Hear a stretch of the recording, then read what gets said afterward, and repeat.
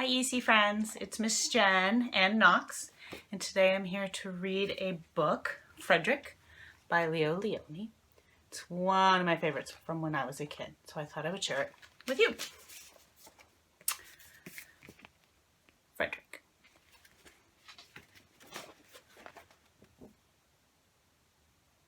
Wonder what he's looking at.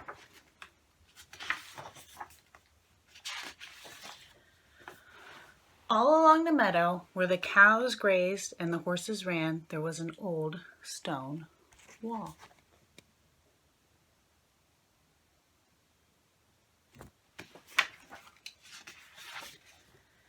In that wall, not far from the barn and the granary, a chatty family of field mice had their home.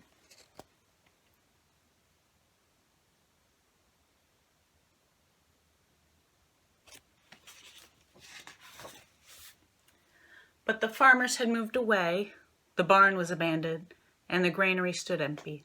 And since the winter was not far off, the little mice began to gather corns and nuts and wheat and straw. They worked all day and night, all except Frederick. Can you tell which one Frederick is?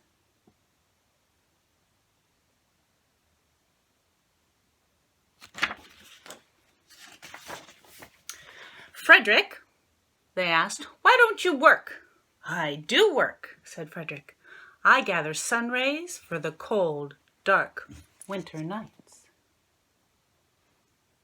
They're carrying their corn, and there he is.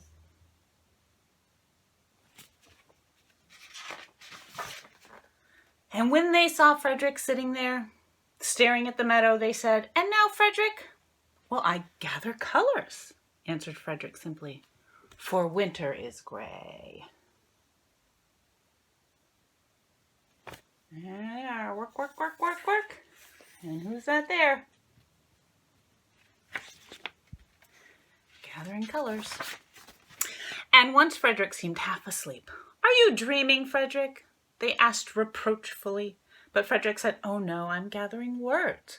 For winter days are long and many, and we will run out of things to say. How do you gather words? Or colors? Or sun?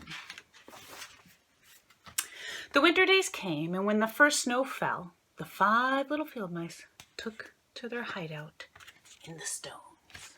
Hello, footprints.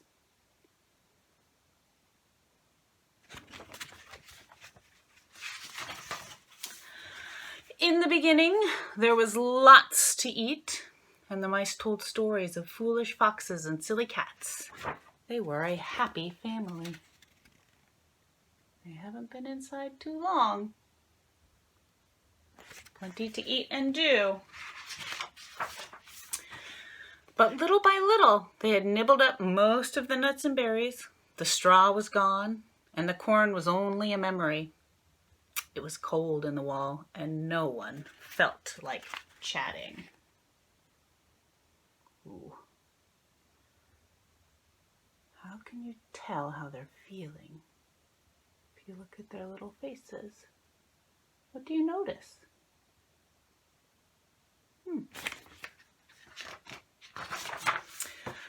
Then they remembered what Frederick had said about sun rays and colors and words. Well, what about your supplies, Frederick? They asked.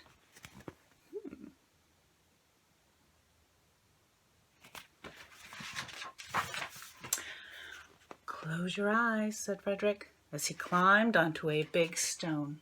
Now I send you the rays of the sun. Do you feel how they're golden glow? And as Frederick spoke of the sun, the 4 little mice began to feel warmer. Was it Frederick's voice? Was it magic?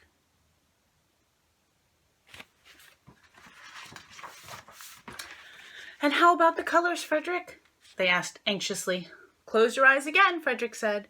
And when he told them of the blue periwinkles and the red poppies and the yellow wheat and the green leaves of the berry bush, they saw the colors as clearly as if they had been painted in their minds.